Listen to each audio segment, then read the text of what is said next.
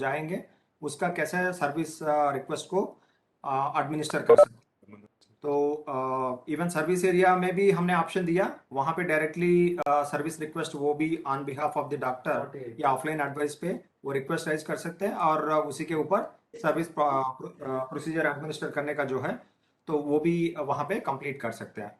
तो उसके शेड्यूल्स रहेंगे अलग अलग सर्विस एरिया में, जैसे फिजियोथेरेपी है, ड्रेसिंग है, इंजेक्शन रूम्स है, वैक्सीनेशंस है, ये सारे चीज़ों का अलग अलग टाइप के शेड्यूल्स रहते हैं। तो वो शेड्यूल्स वहाँ पे कैसे रिफ्लेक्ट होगा, और शेड्यूल्स को रीशेड्यूल करना हो या सर्विस एरिया सर्विस रिक्वेस्ट जो आया है उस प्रोसीजर्स का कैंसिलेशन करना हो, तो वो सारे ऑप्शंस, मल्टीपल ऑप्शंस रहते हैं, तो वो भी हम आज कवर करेंगे। तो क्विकली हम डेमोन्स्ट्रेशन में चले जाएंगे।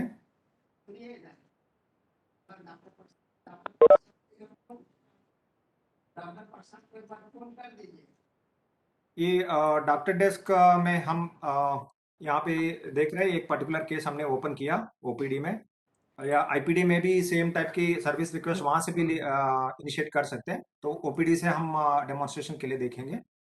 इसमें प्रोसीजर्स के रिलेटेड एक पर्टिकुलर टैब है, जैसे इन्वेस्टिगेशन ड्रग्स का है वैसे प्रोसीजर्स एडवाइस का भी एक ऑप्शन यहाँ पे एक टैब है। तो उसमें पहले आपको किस सर्विस एरिया में किस प्रोसीजर को हम यहाँ पे एडवाइस करना चाह रहे हैं, तो पहले सर्विस एरिया सेलेक्ट करेंगे। जैसे यहाँ पे आप ड्रॉप डाउन ऑप्शन में देख पा रहे हैं कि dressing area, immunisation, physiotherapy, injection room, ये चार हमने अभी कॉन्फ़िगर किया। और कोई ऑप्शंस का जरूरत होगा तो बाद में भी देखा जाएगा। तो पहले हम डेमोन्स्ट्रेशन के लिए फिजियोथेरेपी वाला देखेंगे। फिजियोथेरेपी सेलेक्ट करने के बाद फिजियोथेरेपी में जो प्रोसीजर्स होंगे वो सारे यहाँ पे दिखेंगे। आप यहाँ पे सर्च करके भी सेलेक्ट कर सकते हैं। जैसे लंबर ट्रैक्शन का हमने यहाँ पे एक ऑप्शन सेलेक्ट किया, और कोई प्रोसीजर्स भी अगर करना हो वो भी हम यहाँ पे सेलेक्ट कर सकते हैं। सर्विस एरिया सिलेक्शन, तो सर्विस एरिया सेलेक्ट करके उसके बाद हम यहाँ पे जो ऑप्शन सेलेक्ट करना है वो सेलेक्ट करके सर्विकल ट्रैक्शन भी हमने सेलेक्ट किया। तो दो प्रोसीजर्स का हम यहाँ पे एडवाइस राइज किया है। आप चाहे तो बाद में इसको कोई चेंज करना है, मॉडिफाई करना है तो फिर भी कर सकते हैं। तो ये प्रिस्क्रिप्शन के साथ ही ये सेव होंगे डिटेल्स। अगर आपको कुछ स्पेशल रिमार्क्स देना है वो भी दे सकते हैं, कोई डायमेंशन है उस प्रोसीजर का वो भी इंडिकेट कर सकते हैं साइड्स। तो सिमिलर टू इन्वेस्टिगेशन कि जो भी रिक्वेस्ट यहाँ पे रेज होगा वो इन्वेस्टिगेशन वाला यूजर के पास सैंपल कलेक्शन एरिया में जो दिखेगा उसी टाइप का यहाँ पे जो प्रोसीजर्स डॉक्टर एडवाइस कर रहा है वो प्रोसीजर्स वहां पे सर्विस एरिया के जो यूजर होंगे उनके पास दिखने लग जाएंगे। तो अभी हमने सिर्फ दो प्रोसीजर्स ऐड करके डेमोन्स्ट्रेशन पर्पस के लिए हम प्रिस्क्रिप्शन को सेव करेंगे। अभी प्रीव्यू में आपको दो प्रोसीजर्स यहाँ पे दिख रहा है, लंबा ट्रैक्शन और सर्विकल ट्रैक्शन। सर्विकल ट्रैक्शन में जो रिमार्क्स हमने लिखा था वो भी स्पेशल रिमार्क्स के साथ आया, और डायमेंशन भी इंडिकेट किया था वो भी आ गया। अभी हम प्रिस्क्रिप्शन सेव करेंगे। अभी प्रिस्क्रिप्शन सेव हो गया तो सर्विस रिक्वेस्ट वहां पे पहुंच गया होगा, सर्विस एरिया में प्रोसीजर का रिक्वेस्ट गया होगा। अभी हम सर्विस एरिया का मॉड्यूल वहां पे अलग से है। तो सर्विस एरिया सेलेक्ट करने के बाद अपने पास यहाँ पे मल्टीपल ऑप्शंस है।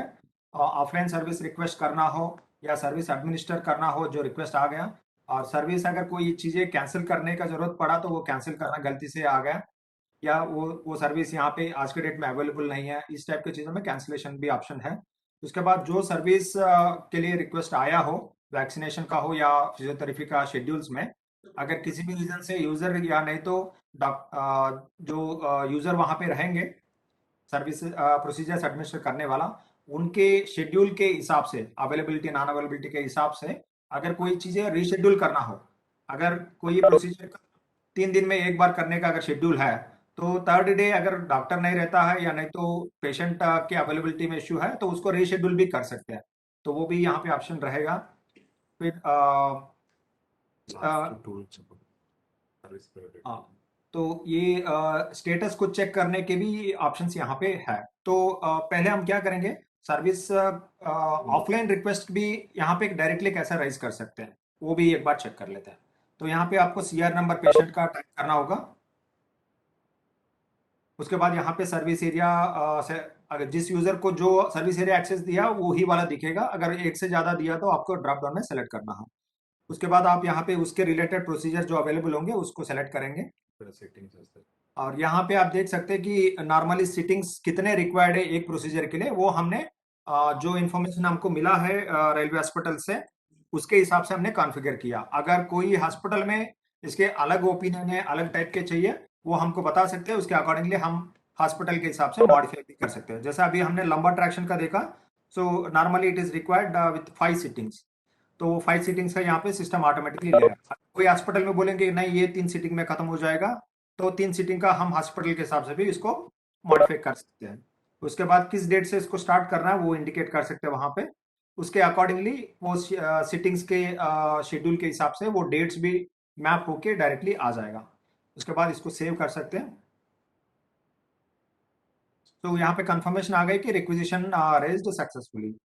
तो अभी इस पेशेंट के केस में जब जाएंगे, यहाँ पे सर्विस एडमिनिस्ट्रेशन डिटेल्स में जाएंगे, और यहाँ पे उनका सीआर नंबर एंटर करने के बाद पेशेंट का, उनके जितने भी सर्विस रिक्वेस्ट आया है, इधर डॉक्टर से आया हो या ऑफलाइन में एंट्री किया हो, वो सारे सर्विस रिक्वेस्ट यहाँ पे आ जाएगा।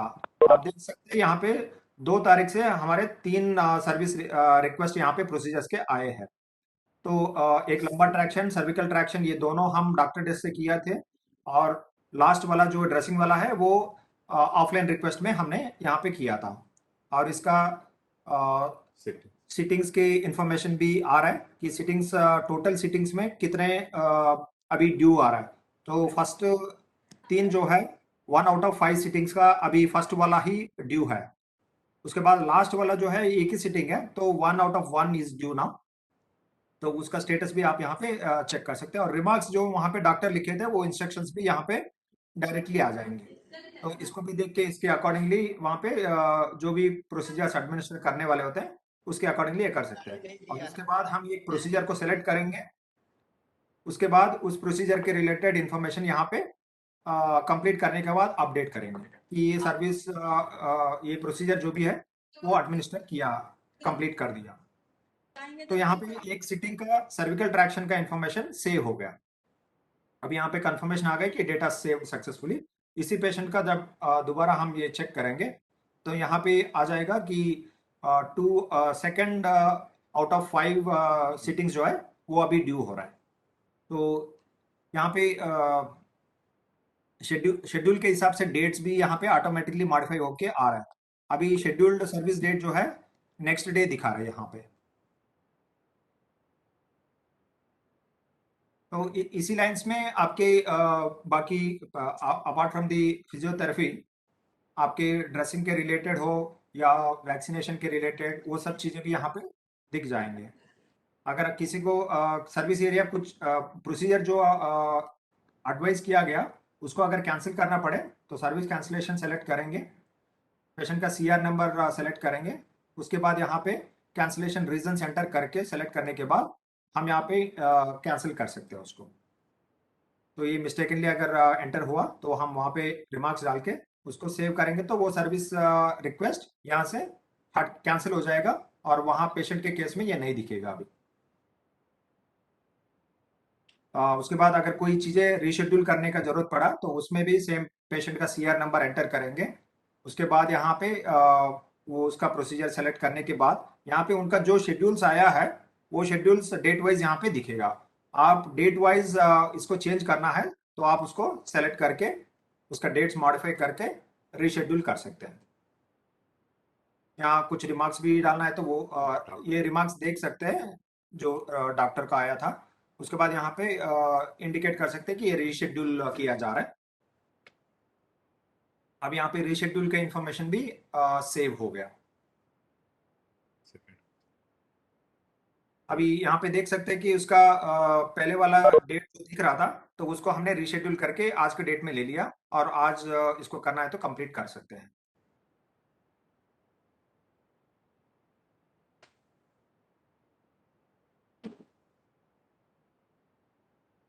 अभी यहाँ पे ये लास्ट वाला आप चेक कर सकते हैं कि पहले ये 3 तारीख का दिख रहा था सेकंड वाला सीटिंग, तो सेकंड वाला हमने रीशेड्यूल करके आज के लिए प्रीपोन किया था, तो वो आज का डेट रिफ्लेक्ट हो गया यहाँ पे।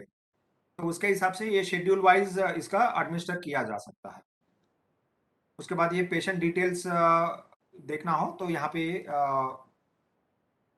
देख सकते हैं।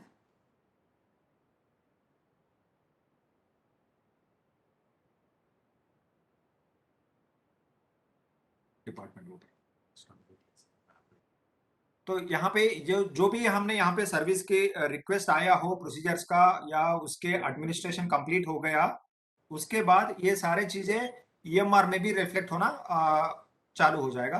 तो वो भी आप चाहे तो यहाँ पे चेक कर सकते हैं। Request status. हाँ, ये सर्विस रिक्वेस्ट के स्टेटस जो चेक करना चाह रहा है, तो उसमें भी यहाँ पे सीआर नंबर टाइप करके देखेंगे, वो चीज़ें यहाँ पे आ जाएगा। अगर आपको सर्विस एरिया वाइज देखना है, तो वहाँ पे ऊपर आपको रेडियो बटन सेलेक्ट करना पड़ेगा। वो सर्विस एरिया के हिसाब से आप ये ऑप्शंस भी चेक करके देख सकते हैं कि कितने केसेस का यहाँ पे पेंडिंग है। वो सब चीज़ यहाँ पे आ जाएगा। ये पूरा लिस्ट वाला पेज है। अ, उसके बाद ये हम ये ईएमआर में भी एक बार चेक कर सकते हैं, और उसके अलावा यहाँ पे रिपोर्ट्स भी आपके पास है कि प्रोसीजर वाइज एडमिनिस्ट्रेशन स्टैटिस्टिक्स है, कब से कब तक दिया गया। Procedures matches. तो कौन कौन से सर्विस एरिया के अंदर कौन कौन सा प्रोसीजर्स कितने कंप्लीट किए हैं इन अ सेलेक्टेड पीरियड। तो ये जेंडर प्रोफाइल्स भी इसमें डिटेल होके आ रहा है, male female other total. Area wise this. यहाँ पे आपको सिर्फ सर्विस एरिया वाइज देखना है, तो वो भी यहाँ पे रिपोर्ट्स में अवेलेबल है। या कोई पर्टिकुलर प्रोसीजर का ही आपको देखना है, तो वो भी यहाँ पे आप चेक कर सकते हैं। रिक्विजिशन के जो स्टेटस होंगे उसको भी अगर चेक करना चाह रहे हैं कि कितने रिक्वेस्ट अभी तक यहाँ पे आ चुका है जिसका एडमिनिस्ट्रेशन हुआ नहीं, तो वो भी यहाँ पे देख सकते हैं। तो हाँ, जो आईपीडी से राइज हुआ वो भी यहाँ पे रिफ्लेक्ट हो गया, आप देख सकते हैं लास्ट वाला विजिट टाइप में। आईपीडी से जो रिक्वेस्ट आया वो भी यहाँ पे दिख जाएगा, ओपीडी से जो आया वो भी यहाँ पे दिख जाएगा। तो बाकी सारे प्रोसीजर सेम है, सिर्फ आईपीडी से करना ओपीडी से करना वो पेशेंट का स्टेटस के हिसाब से, एडमिशन स्टेटस के हिसाब से। ये भी एक अलग रिपोर्ट है स्टैटिस्टिक्स।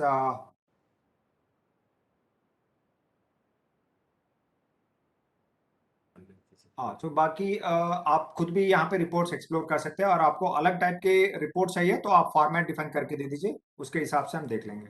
अभी ईएमआर में चेक करते हैं कि इस पेशेंट का जो सर्विस रिक्वेस्ट स्टेटस या एडमिनिस्टर जो हो गया उसका जो भी देखना है, यहाँ पे आप चेक कर देख सकते हैं। यहाँ पे नीचे प्रोसीजर्स का एक अलग से टैब है, उसको सेलेक्ट करने के बाद आप यहाँ पे देख सकते हैं कि इतने सर्विस रिक्वेस्ट आया है, 4 रिक्वेस्ट, उसमें से एक कैंसिल किया गया, एक पार्शियली एडमिनिस्टर्ड है क्योंकि उसमें सिर्फ एक सेटिंग ही कंप्लीट हुआ आउट ऑफ 5।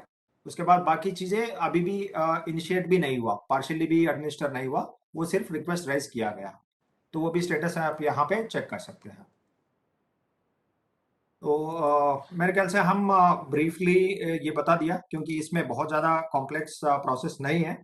आप खुद भी इसको यूज़ कर सकते हैं। यूज़ करने के बाद आपके रिक्वायरमेंट के हिसाब से इसको फ्लेक्सिबल वे में और आगे इवॉल्व करना है तो वो भी हम कर सकते हैं।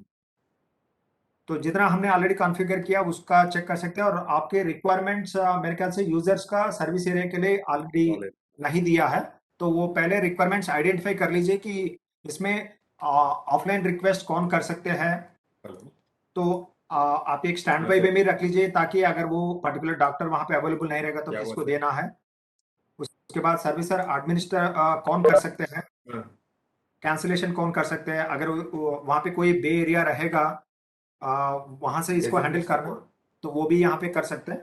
तो इस टाइप से आपको जो प्रोसेस आपको दिखाया, कौन सा प्रोसेस किसको एक्सेस देना है वो भी इंडिकेट करके आप यूजर्स के डिटेल्स दे दीजिए। अगर जो यूजर का ऑलरेडी यूजर आईडी बन चुका है, उसका यूजर आईडी ऑलरेडी बन चुका है, तो हमको सिर्फ उनका यूजर आईडी नाम दे दीजिए क्रॉस चेक करने के लिए, और उनका एक्सेस इंफॉर्मेशन दे दीजिए।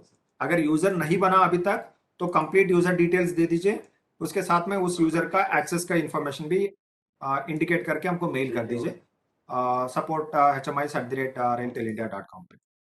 तो वो रिक्वायरमेंट्स के हिसाब से हम इसको कॉन्फ़िगर करते जाएंगे। तो इसमें कोई क्वेश्चंस होगा तो हम यहीं पे ले लेंगे, क्योंकि शाम को अलग से सेशन मेरे ख्याल से जरूरत नहीं पड़ेगा, क्योंकि इतना कम प्रोसेस है और कम टाइम में हमने कंप्लीट कर दिया। तो अभी हम क्वेश्चन सेशंस स्टार्ट कर सकते हैं। तो if anybody has any doubts और suggestions, this session is open. Hello हाँ हाँ हेलो। हाँ जी। हाँ सर, ये ऑफलाइन सर्विस रिक्वेस्ट की जरूरत क्यों पड़ रही है? ये इसलिए जरूरत